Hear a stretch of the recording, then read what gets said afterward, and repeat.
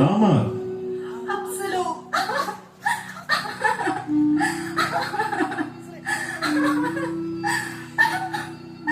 നിനക്കെന്ത് സംഭവിച്ചു? എന്തിനാണ് നീ കരയുന്നത്? എന്റെ സഹോദര അപ്സലോ, എന്റെ ജീവിതം നശിച്ചു.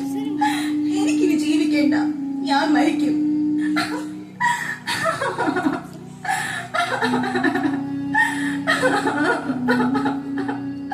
താമാർ, എന്താണ് നീ പറയുന്നത്? എനിക്കൊന്നും മനസ്സിലാകുന്നില്ല. നിനക്കെന്താണ് സംഭവിച്ചത്? ഞാൻ എങ്ങനെ പറയും? ഇനി എന്റെ ജീവിതം കൊണ്ട് എന്ത് പ്രയോജനം?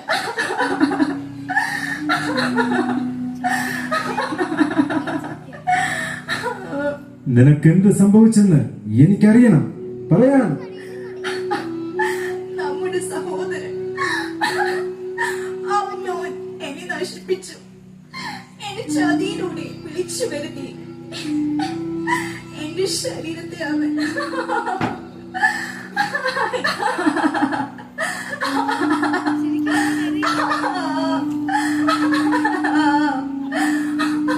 മതി, ഇനി കേൾക്കണമെന്നില്ല.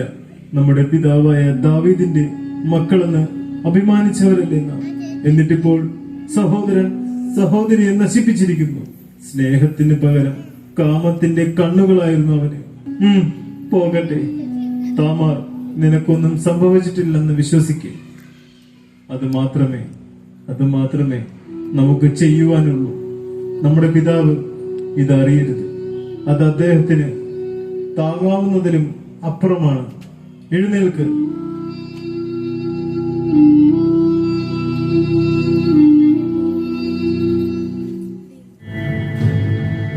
അമ്മന്നോൻ, എന്റെ സഹോദരിക്കേറ്റ ഈ അപമാനത്തിന് നിന്നോട് ഞാൻ കണക്ക് ചോദിക്കും.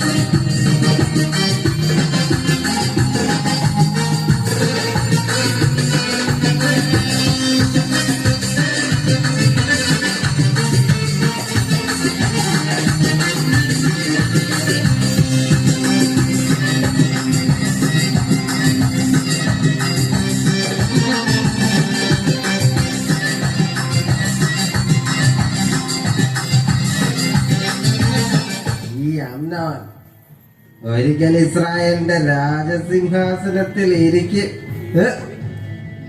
ഇവിടത്തെ പ്രജകളെ ഞാൻ ഭരിക്കും. അബ്സലോ, സഹോദര, ഞാൻ നിന്റെ സഹോദരി അല്ല, നമ്മുടെ സഹോദരി താമാറിനെ ഞാൻ എന്റെ ഭാര്യയെ പോലെ കരുതി. അവളെ എനിക്ക് ഇഷ്ടമായിരുന്നു. നീ എന്നോട് ക്ഷമിച്ചല്ല. ഞാൻ കരുതി നിനക്കെന്നോട് വിരോധമുണ്ടെന്ന്. അല്ലെങ്കിൽ ഈ വിരുന്നിന്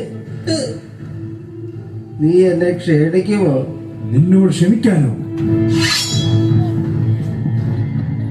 നീറി നാളുകൾ നീക്കിയത് നിനക്ക് വേണ്ടി തന്നെയായിരുന്നു. അവസാനോ വേണ്ട, വേണ്ട, എന്നോട് ചെയ്യരുത്. നിന്റെ മുൻപിൽ കൂപ്പുകൈകളുമായി നിന്ന നിന്റെ സഹോദരിയെ നീ ഓർത്തില്ല. അവളുടെ മാനം കുത്തിപ്പറിച്ചപ്പോൾ നീ അനുഭവിച്ച ലഹരി എന്റെ ഉള്ളിലെ തീക്കനലാണ്. മഹാനായ നമ്മുടെ പിതാവ് ദാവീദിന്റെ വംശത്തിനേറ്റ ഏറ്റവും വലിയ ദുരന്തമാണ് നീ. ആ കറ കഴുകിക്കളയാൻ നിനക്ക് ഞാൻ നൽകുന്നു പിതൃതർപ്പണം.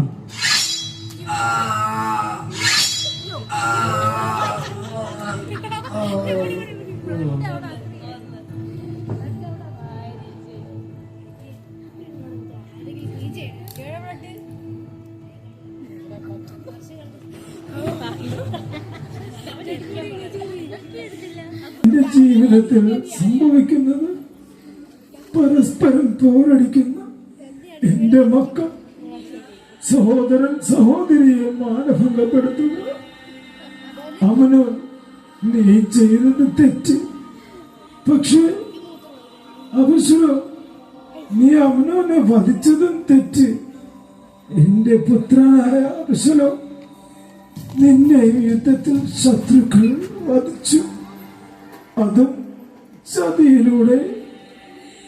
എവിടെയും തെറ്റുകൾ കാണുകയും കേൾക്കുകയും ചെയ്യുന്നത് തെറ്റുകൾ, തെറ്റുകൾ മാത്രം.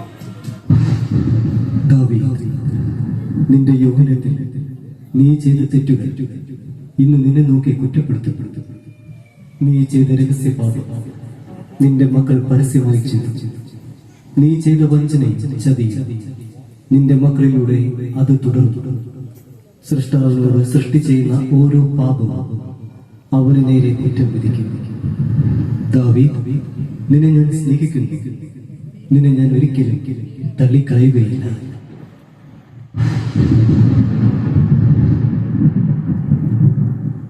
ഈ പാപിയായ എന്നെ ഉപേക്ഷിക്കാതെ സ്നേഹിക്കുന്ന എന്റെ ഏറ്റവും നല്ലവനായ ദൈവമേ, അങ്ങേക്ക് നന്ദി, നന്ദി, നന്ദി.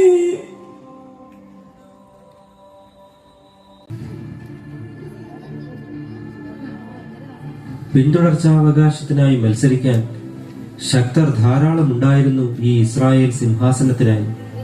എന്നാൽ എന്റെ പിതാവ് എനിക്ക് കൽപ്പിച്ചു തന്ന സാമ്രാജ്യമായിരുന്നു എന്റെ ഈ സിംഹാസനം. ഉദാത്തവും അത്യുജ്വലവുമായിരുന്നു അങ്ങയുടെ പിതാവിന്റെ ഭരണം. നാം അത് മനസ്സിലാക്കുന്നു. ദൈവത്തിന്റെ കൈകളിലെ വലിയൊരു സമ്മാനമായിരുന്നു അങ്ങയുടെ പിതാവ്. ആ വംശത്തെ നയിക്കുവാൻ അളവില്ലാത്ത ജ്ഞാനവും സമ്പത്തും നൽകി ആ ദൈവം താങ്കളെയും അനുഗ്രഹിച്ചിരിക്കുന്നു. എവിടെയൊക്കെ താങ്കൾ സ്മരിക്കപ്പെടുന്നുവോ അവിടെയെല്ലാം താങ്കളുടെ പിതാവിന്റെ മഹത്വം പ്രകീർത്തിക്കപ്പെടും. എന്റെ മുന്നിലെ വീഥികൾ എനിക്കായി തുറക്കപ്പെടുന്നത് എന്റെ യോഗ്യതയിലല്ല. ശത്രു സൈന്യത്തിന്റെ കോട്ടകൾ വിറയ്ക്കുന്നതും എന്റെ കഴിവിലല്ല. മങ്ങിമറഞ്ഞു പോയത് ക്ഷണികമല്ല. ദിക്കുകളെ പിടിച്ചുലയ്ക്കുന്നത് പ്രകൃതിയുടെ താണ്ഡവവുമല്ല. ഒരേ ഒരു നാമം സംഹാരമായി രൗദ്രമായി ആഞ്ഞടിക്കുന്നു. ഒരു ഗർജനം പോലെ അതിരുകളെ ഭേദിക്കുന്നു. അതെ, ഇസ്രായേലിന്റെ സിംഹമായവൻ ദാവീദ്, ദാവീദ്.